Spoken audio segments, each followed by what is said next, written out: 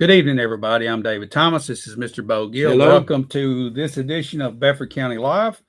It is March the 4th, 2024. It is at now 8 p.m., our regular time that we come on, Bo. And That's right. We're ready to talk about several things. I hope everybody would get out right now and invite people to join us so that we can chat. We're going to have sort of an open forum tonight after we go over a few things, and we're going to talk about what you'd like to.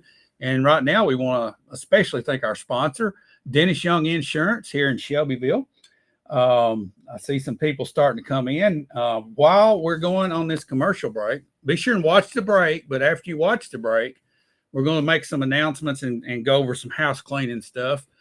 Go and invite somebody. Send a link. Get folks in here so we can have a good discussion tonight. And right now, we're going to hear from our sponsor, Dennis Young Insurance. We'll be back right after this. Get the results you want with the personalized service you deserve at Dennis Young Insurance Agency. As a local independent agency, we offer coverage from several different companies, including Erie. So whether it's auto, home, life, personal, or business, we can find the right coverage to meet your unique insurance needs. And with a rate lock advantage, your rates won't go up as long as you do not change drivers, autos, or addresses. Contact us at Dennis Young Insurance Agency, insuring Shelbyville and surrounding areas since 1988. Again, we want to thank Dennis Young Insurance for making our show possible tonight. Get out and check Dennis and his gang. You saw right there what all they offer. Great place to do business. Locally run business. Make sure to call him 680-1011, Dennis Young Insurance. Okay. I saw some posts, Bo, on Facebook and in some other areas and heard some talk about we never know what's going on at the celebration grounds. Well, their website, twhnc.com, puts up all of their schedules, all the events. You just click the events button, and then out on their sign by the old handy dandy, they always put what's coming up.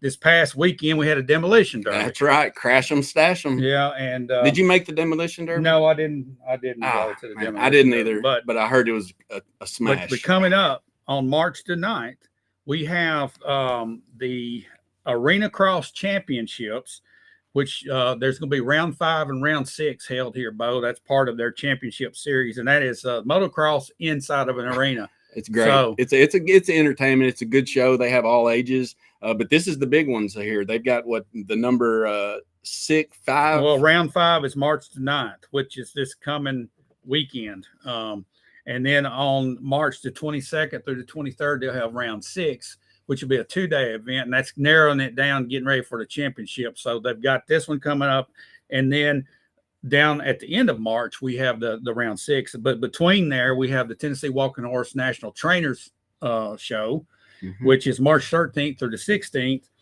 at 6 p.m. each night. It's good to see these big events coming and using the Cooper Steel Arena, the newly revamped Cooper Steel Arena. Motocross, those are big events coming. So that we're glad to have these type of events coming. Yeah, and then we also have going on up at the Fly, up off the square, March 8th, 9th, and 10th. They will have the finale of the Red Velvet Cake War.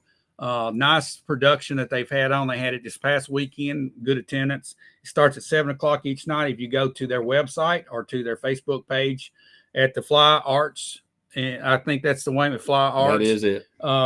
You can find out about ticket information on that, and then get a preview of their play. And what a good slice of Americana right there. Going and seeing a live action play, there's nothing like it, especially with locals there. You kind of get an old school feel, and we got some talented people. So I'd say encourage everyone to go check that out at the Fly Arts. From I'm here, it's really good from what I've been hearing. Okay, so we've got those announcements there out of the way, and I'm going to go talk now about the walking horse industry. There's been some updates on that situation, which we were talking about the trainer show happening March the 13th through the 16th. Well, on February 26th, the USDA sent their final rule to the OMB, which is the Office of Management and Budget. And those rules basically say that they're going to do away with the action devices, all the pads and wedges, and they will also do the inspections themselves, which drastically changes the Tennessee Walking Horse performance horse. And it would take it down to basically a barefooted pleasure horse, which is taking the industry back 70 years or so. So it's going to be a drastic change if this goes through. Now, my understanding is that once it gets into the OMB office, it could take anywhere from 30 to 90 days before they approve it, and then it will be published in the Federal Register. So this will be probably not in the federal paper by the celebration this year. Is that? Yeah, it'll be published in 90 days maximum. Okay, more like 35 to 40 is what I'm hearing.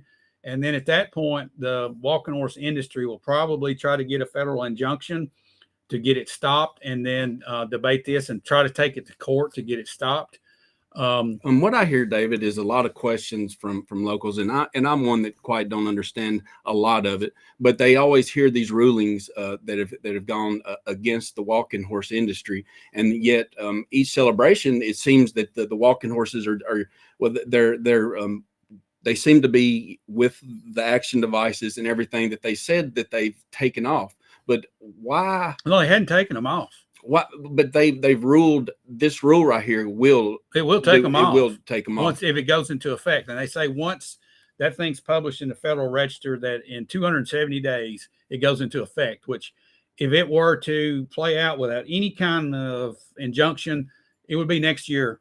Starting the year off, we would be with these rules. But the walking horse industry is going to fight this and try to get an injunction and then take it to court. And so and more win the than argument. likely, we will see the horse show as we're used to, or the celebration as we're used to this coming celebration. If we get an injunction, well, probably, even if it plays out, we probably got one more year. Is there still political?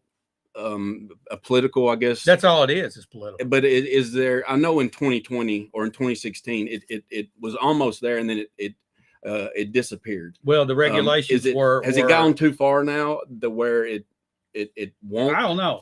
I mean, if Trump gets in office, just like he did before, it was already published in the Federal Register, and like 2 days before the inauguration and inauguration day, that afternoon, he rolled back a lot of regulations, which took this out of play. Right. So could we have a part 2 of that? I guess possibly. Okay. And I think that's what a lot of the people want. If Trump wins the election, more than likely he's going to roll back a bunch of regulations. Now, whether it's this or not, I don't know. So even if that does happen down the road, but honestly, it's not a big deal to the federal level. We just got lucky last time. Sure. And who knows, we could this time too, but it's a big deal to Shelbyville and to our economy. And for those that disagree with that, I would the number, just look at the numbers, even with the dwindling numbers we have had historically in the last few years, it hasn't been as good as it has historically, but it's still a major impact on Bedford County, the city of Shelbyville, and the regional area at that time. Yeah. Well, it's that a lot of people are new here and they don't realize what it was like back in the year 2000 to about 2007. Right. It was packed. And before then, the standing room only, 32,000 people crammed in the arena to see the horse show. Yeah. And we had a crowd of people staying in town, renting out houses and so forth. Now, all that has dwindled some, but it's more of a year-round thing now because we have so many horse shows just about every weekend. During the horse show season, there's something close by or in celebration or at the Ag Center. So we've got horse shows happening, and it's a major impact. This is horse country. This is walking horse country. Yeah, so it's a big deal.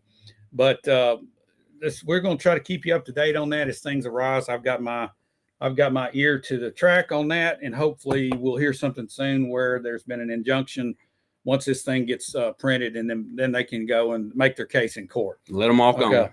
All right. So today, Bo, national news, the Supreme Court ruled on the Trump situation about him being on ballots, and these states were sent packing 9-0. You can't just fight somebody and take them off a ballot like this. And we all hoped that this would be the case. This was just blatant unconstitutional rhetoric from some of the most liberal states that there were, and thank goodness that we do have a fairly conservative Supreme Court that unanimously ruled in favor of Trump and against these states that wanted him off the election. So I'd say that's a big win for the country and for the seat of the presidency. Yeah. going forward. Yeah. So, and speaking of that, we do have election day tomorrow. We have Super Tuesday, and we are getting schools out. Schools are we're out. going to be voting on our president. That's right. So we got Dennis Grider. Hello. Can you talk about the local part of the election tomorrow? I looked at the Republican sample ballot and was surprised at the number of no candidate qualified positions like assessor of property, road board, and school board. Are there really no people running? And that's exactly right. That's nobody's exactly right. willing to run or qualified to run, or the existing people just unopposed and will carry over. That's the way it is. If nobody opposes, they will continue in that position. and if you want to oppose, you have to have your ducks in a row, and you have to know what you want to do, which you should anyway. Okay, now here's the part that we need to maybe set people in the right direction on here. We have it seems hard to get information in advance of what positions have no one running to see where needs may be. Well, here's the thing. They're not going to put that out until the ballot is being prepared.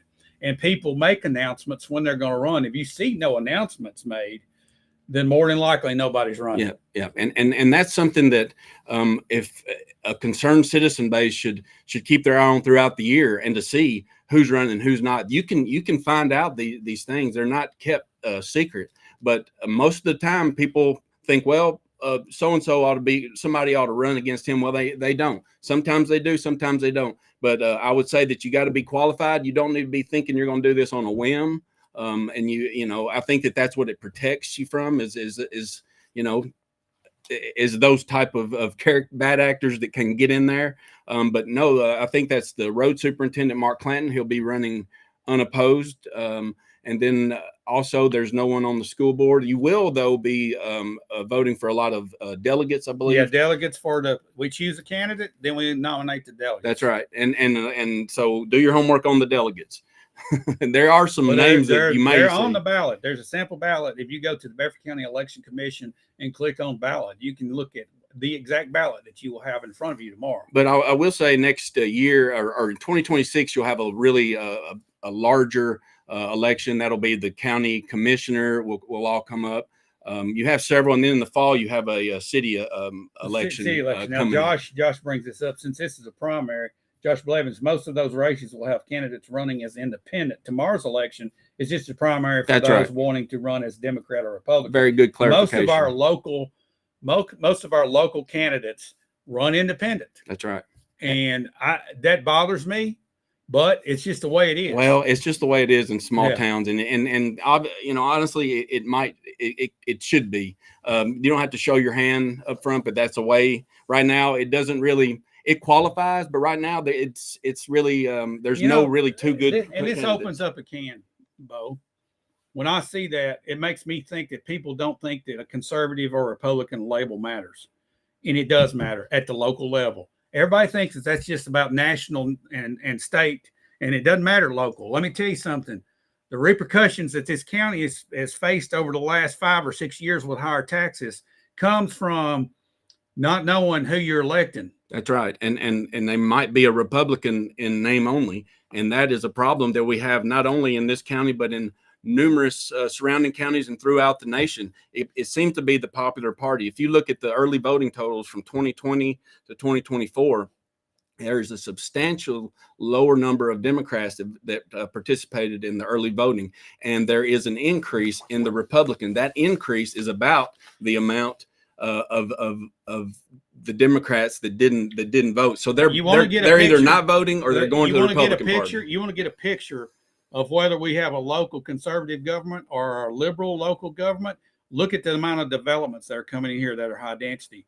That is right out of the liberal playbook. It is, and I would say just do your own research on that. But not every Republican is a Republican, and most Democrats are Democrat, though. By the way. Oh, I absolutely. And let's talk about that just for a second, Bo. I know that the county came out with their preliminary numbers on early voting, and it was an extremely low number. That's troubling to me. Yes. That nobody really gets out and votes in this county, and we've got to change that. No, we do. And tomorrow is the day And if you notice, the Democrats didn't show up at all in the early voting. And I think a lot of them just swapped over and got off that boat and jumped onto the Republican side. That's exactly, I think, what happened. But I would encourage everyone to get out of the mindset that my vote does not count. Your vote matters. That's the way it is collectively. If everyone thought their vote didn't matter, then look at where you are. But collectively, if you know that your vote does matter, it does. Get out there. Let's get a big turnout, and then let's come back in the general election and have an even bigger turnout. This is what we are as an American. This is one of our duties, and I would say to take it serious. Even if you don't think it's serious, take it serious. But if you don't know what you're voting for or who you're voting for, you might. Sometimes an uninformed voter can be a dangerous voter. Oh yeah, but they still have the right to do it. You sure do, and that's this country right here, and that is a privilege. So tomorrow again, schools are closed. And that's another thing. I know.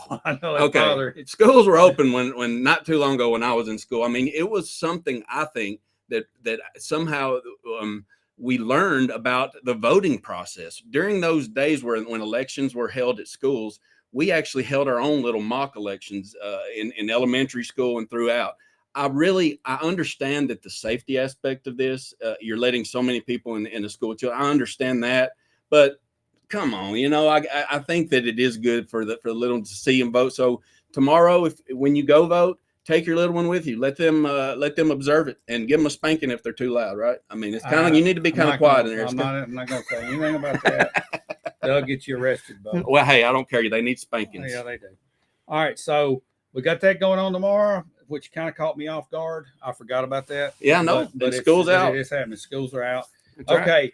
And let's talk about a couple other things. And anybody else want to talk about anything? Yeah, let us know something. something. In. That's what chat is active. It's active. We want to hear from you. This is your show. Let us know what's on your mind. But we don't have a lot of people participating in the chat. So jump in there and talk to us. All right. But let's talk about this, Bo. Shelbyville Police Department today put out their monthly report for the month of February. And there was some good information in there. They didn't have quite as many calls as they did last month because, of course, it was two fewer days. Well, the mileage they travel, though, is amazing. I'm going to put this up on the screen so everybody can see it in case you haven't yet. But this goes into the breakdown of the amount of calls, the area of the city. Their average time to a call this month was 4.5 minutes, which is extremely fast. Yes, it is. Because, Bo, we have a tremendous traffic problem just about all hours now. And also the precinct isn't that centrally located as it used to be. No, these guys are on patrol pretty much nonstop now. They can't hang around their police station. That's right. Get to it. So they're out covering the area. And if you really want to hear them in action, you need to check out our scanner at ShelbyvilleNow.com and look at the SN live stream. That's our scanner. You can hear what some of these police officers are having to deal with. It's ridiculous, some of the calls they get. It is. And hats off to our local police and for providing this information. That's one thing that you appreciate from a government agency, and that is transparency. This shows you with detail the things that they're doing, and it paints a pretty picture, but there's kind of something we're not quite getting on this. And let's talk about that. Well, let's wait. Laura Blake has got a question, and it's something she wants to talk about. Are they going to start arresting the people playing the fake violin music at Kroger parking lot or the plaza? And my question is, why haven't they already? Well, busking. It's panhandling. Is it busking or is it panhandling? It's panhandling. Okay. Well, I would say that the violin guy, he's talented. No, he's not. Is he not? It's a recording. Oh, really? Yes, it's a recording. It's not real. Well, I saw the video and I could hear, but I never. It's a video. It's like an audio recording. No, a fake busker. And no way. Yeah, it's fake. All right, but the thing is, to do that, you got to have a permit. Yes, that's true. He's not doing it. He's panhandling. Okay. Yes, I agree. And it's been 2 or 3 different ones. But Laura, the question is, are they going to start? The question really is, why haven't they started? Why haven't it already happened? I guess enough people have not complained about it. So the squeaky wheel gets the oil. Yeah. So I think everybody needs to keep pointing this out. and Hey, maybe it's something that we need to point out. when Bo. you call the police, guess what? They will respond to wherever your complaint is. Okay, let's talk about the stats, Bo. One stat in particular that blows my mind is if you look at the days and the number of calls, there were more calls on Thursdays than any other day of the week for the month of February.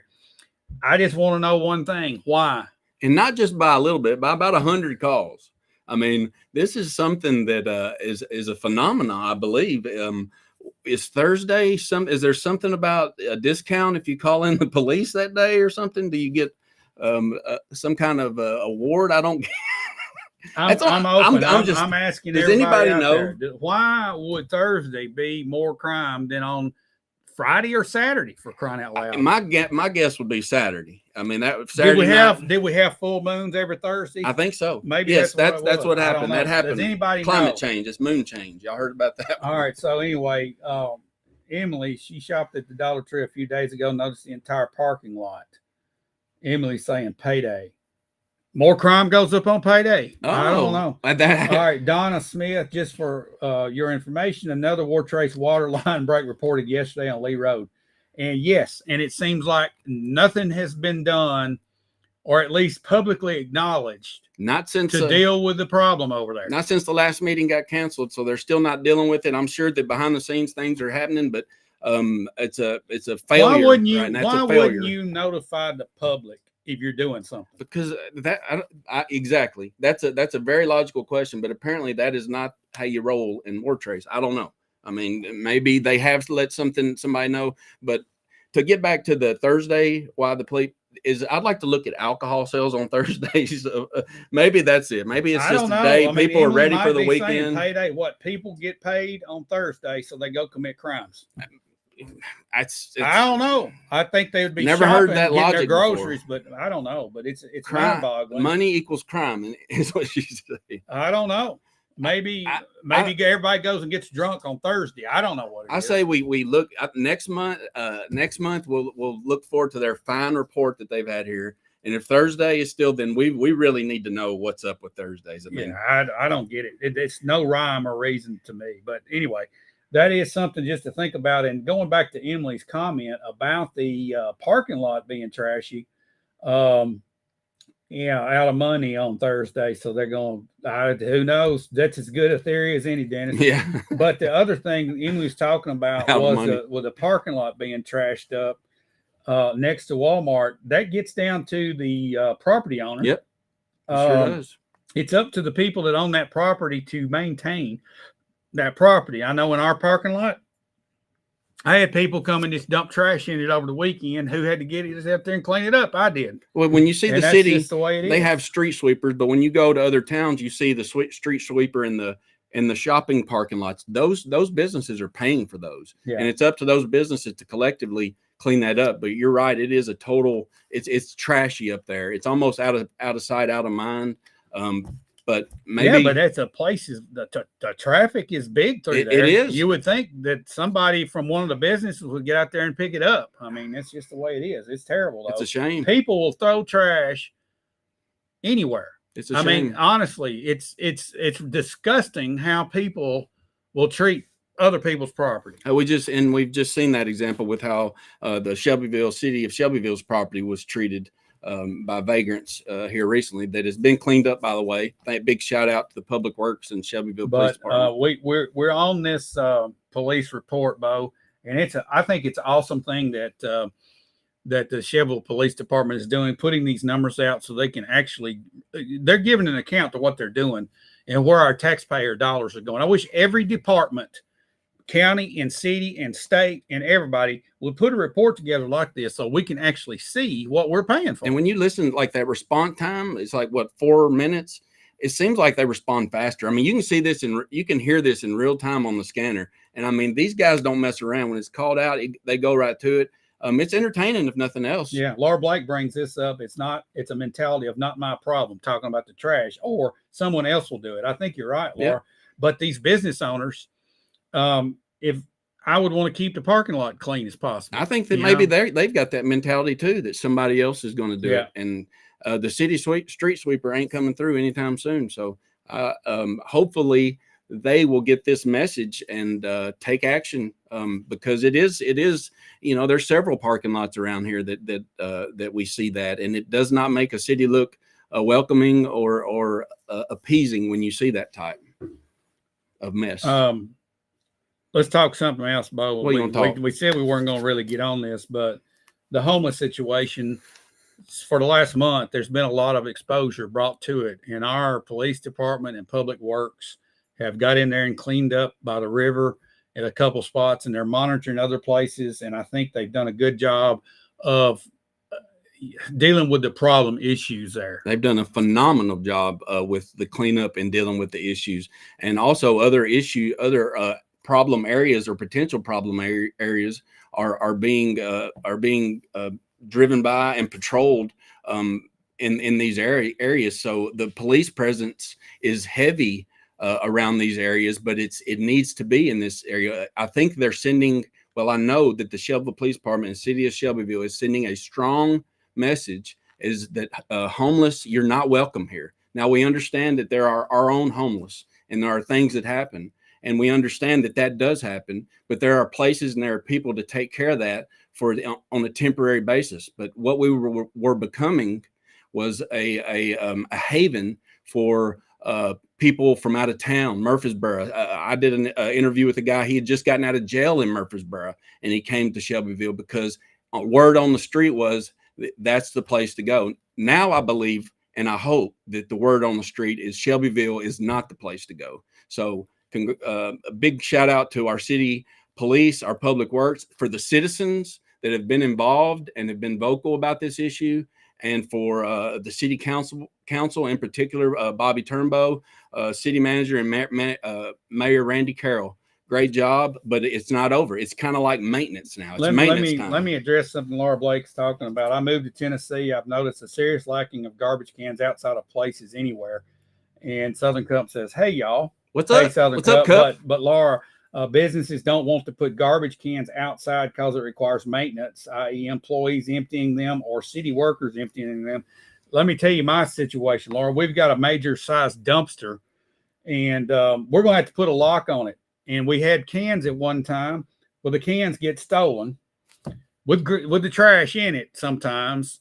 And then now our dumpster is just being vandalized. Mm-hmm. I found a bunch of old paint cans piled up to the top. Contractors love them. Yeah, and they're like dumping their trash in our private dumpster. It happens. And we're at the point we're going to have to put a lock on it. It's ridiculous. I've left it open so people would put their trash in it. Hey, there's a place in town you can take your trash. In the city, next to Shoma Park, there is a city trash dump, and in the county, there's several convenience centers. You can take your trash. Don't trash our city. I had one garbage can sitting out close to where the dumpster was, and it had a chain on it. And I guess the idea is we bought it had a chain with it to tie it down to something. But if we tied it down, they'd rip whatever it was tied to and take it with them. Probably. It's ridiculous. Trash. Like you can't even keep trash outside. But I mean, there are laws against littering, and I would hope maybe, I know the police have a lot to do, but if they litter, throw something out the window, give them a ticket. I mean, it's a fine, right? It's still our yard out in the county. It gets filled up every day. Yeah, you need trash police. They would need a whole nother. We got them. They work at the convenience center. That's right. There, right, and they will get you. Police. Yeah. Charlie Harper. Hello, Charlie. What's up, good Harper? To see you guys in there. Thank y'all for commenting on these things. Yes, we just love to hear from people. Y'all. Dump things everywhere because they're just lazy. You're right. If you drive down the highway, you could furnish a whole house with all the dump furniture. That's the truth. And I believe my son in college had a couch that he found on the side of the road. Well, there's nothing wrong with checking it out, and if it's in good shape, why not, right? Oh God, I can't deal with it. Especially at college age. I mean, Yeah, I know. Y'all go vote for the Southern Cup as your favorite coffee spot. I will share the link to my page. Yes, and that is awesome. And Southern Cup, y'all do a great job. You're my favorite. We love the cup. Yeah, we love the cup. Let's stop now, Bo, and give a shout out again, and take a minute to let our sponsors, Dennis Young Insurance, bring us a little message. Yes, let's do that. Y'all hang in there, and we'll be right back right after this.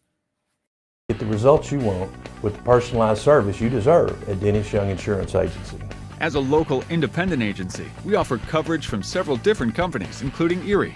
So whether it's auto, home, life, personal, or business, we can find the right coverage to meet your unique insurance needs. And with a rate lock advantage, your rates won't go up as long as you do not change drivers, autos, or addresses. Contact us at Dennis Young Insurance Agency, insuring Shelbyville and surrounding areas since 1988. We will. Again, thanks for our sponsor, Mr. Dennis Young at Dennis Young Insurance. All his crew out there, go check them out for all your insurance needs. And again, I want to thank everybody for chiming in here and give us your opinion tonight. There's one other thing that I want to bring up, and that's the traffic. I mentioned the traffic flow with the police having to maneuver through the traffic. I know our city and county fire trucks, when they have to come through town here, it is difficult to get around. And I heard this during the presentation at the Planning Commission workshop a couple of weeks ago, and we had a police officer, our police chief, Jan Phillips, Matt Doak, our fire chief, and then our public works director also get up and talk about the population. And our population is officially 25,000 and a handful officially from our last census. And they all agreed that that's not even close. I'm telling you, Bo, it's probably 32, 33, 34,000, a lot more than actually, because if you drive up and down Madison Street and North Main Street, it looks like a funeral procession most of the time. It's terrible, especially at certain times. And then you go to Murfreesboro, both ways. There's the traffic is very, the volume is very heavy. Even going towards Tullahoma. I mean, but in town here, there's no way I think you said you'd eat this microphone earlier if it's 25,000. If there's 25,000 people, if it's not more than 25,000, I'll eat that microphone. And we'd love to see it. So y'all count and make sure that no, there's no way to count because you got so many people that have blended in, that are undocumented, families living with families. And you just look at our school system, they're getting flooded right now. Flooded with Spanish speaking students, which slows down learning at a great capacity for everyone. You feel for these kids there. They're thrown here because they've come across, their families have illegal, but that's the problem. It's at border. It's the border security. It's that these politicians, they have fences around their house, but they don't want one around our country. I don't get it, but that's where the problem starts. Well, and then it trickles down, and here we are. It's going to be a huge debate come election time. And it's already in the news. And that's the number one thing that people say they're concerned about, the economy and the border. And we had action taken by Trump, and then when Biden got in, the first day he did undid it. Probably about 20% of the people don't fill out the census, especially if they're not documented. Absolutely right. That's the whole thing.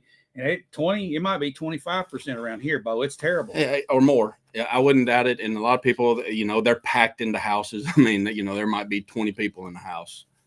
You just never know. It's well, another issue that we have is people just parking out in the streets. Well, that's a big issue. And then with some of the streets here, very narrow, it creates a havoc for emergency vehicles, school buses, and just the average citizen driving through, that they don't clip somebody's mirror or something. I'm sure that happens on a daily basis on some of these tight roads.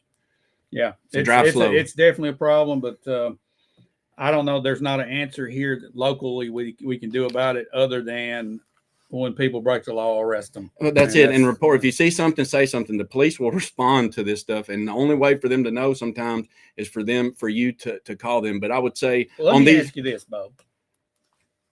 Is the city of Shelbyville a sanctuary city? Is it a sanctuary city? Well, I wouldn't. I don't know if I would classify officially a sanctuary city, but I would say that there is a large number of legal and illegal immigrants here, and they feel safer because of the large population. If somebody's arrested or pulled over, I don't know. I had never asked this. I'm gonna ask somebody in the police department. If somebody's pulled over and they don't have proper documentation, is ICE called?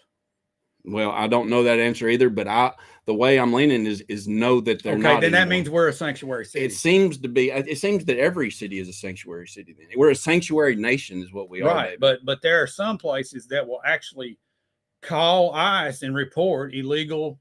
Well, I don't know the answer to that. We could ask our police. I would hope that they would.